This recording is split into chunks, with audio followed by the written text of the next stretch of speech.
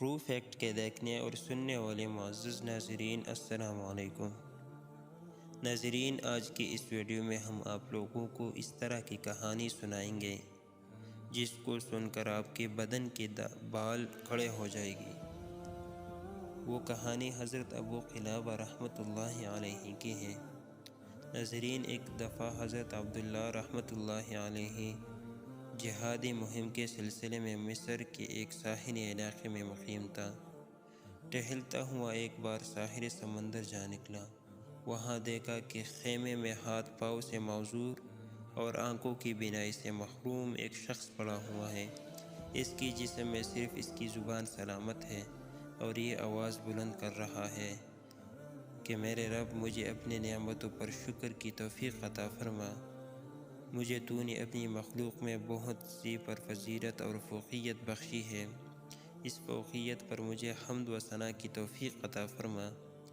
ناظرین، حضرت عبداللہ کو بہت حیرت ہوئی کہ ہاتھ پاؤں سے معذور اور بینائی سے محروم شخص، جس میں زندگی کی تازگی کا کوئی اثر نہیں، اور وہ اللہ سے نعمتوں پر شکر کی دعا مانگ رہا ہے۔ انہوں نے ان کے پاس آ کر سلام کیا اور پوچھا کہ آپ اللہ کی کس نعمت پر شکر ادا کر رہے ہو؟ معذور شخص نے جواب فرمایا، آپ کو کیا معلوم ہے کہ میرے رب کا میرے ساتھ کیا معاملہ ہے؟ بخدا، اگر وہ آسمان سے آگ برسا کر مجھے راکھ کر دے، پہاڑوں کو حکم دے کر مجھے کچل دے، سمندروں کو مجھے غرق کرنے کا حکم دے اور زمین کو مجھے نگلنے کا حکم دے، تو میں کیا کر سکتا ہوں؟ کیا صرف اس ایک زبان کی نعمت کا میں زندگی بھر شکر ادا کر سکتا ہوں؟ پھر فرمانے لگے کہ میرا ایک چھوٹا بیٹا میرے خدمت کرتا ہے، خود میں معذور ہوں، زندگی کی ضرورت اسی کے بہانے پوری ہوتی ہے، لیکن وہ 3 دن سے غائب ہے، معلوم نہیں کہ کہاں ہے۔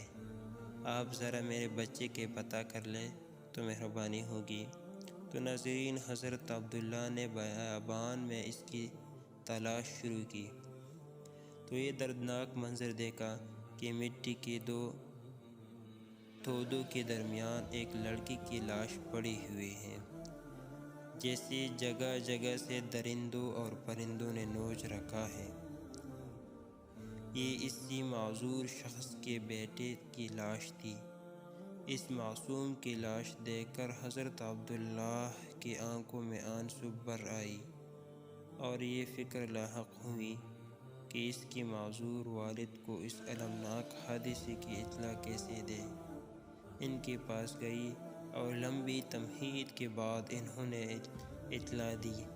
خبر سن کر معذور والد کی آنکھوں سے آنسو جاری ہوئے۔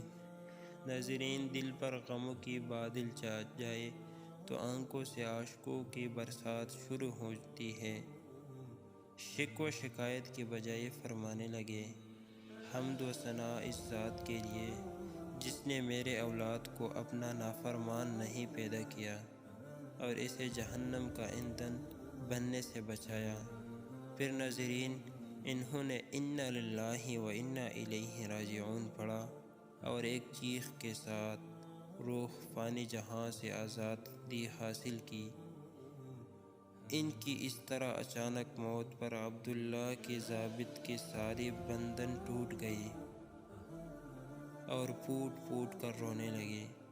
کچھ لوگ اس طرف نکلے، رونے کی آواز سنی، خیمے میں داخل ہوئے، میت کے چہرے سے کپڑے ہٹایا تو اس سے لپیٹ گئی، کوئی ہاتھ چومتا، کوئی آنکھوں کا بوسہ دیتا اور ساتھ کہتے جاتے، ہم قربان ان آنکھوں پر جنہوں نے کبھی کسی غیر محرم کو نہیں دیکھا، ہم فدا اس جسم پر کہ لوگوں کی آرام کے وقت بھی اپنے مالک کے سامنے سجدہ ریز ہوتا، جس نے اپنے رب کی کبھی نافرمانی نہیں کی۔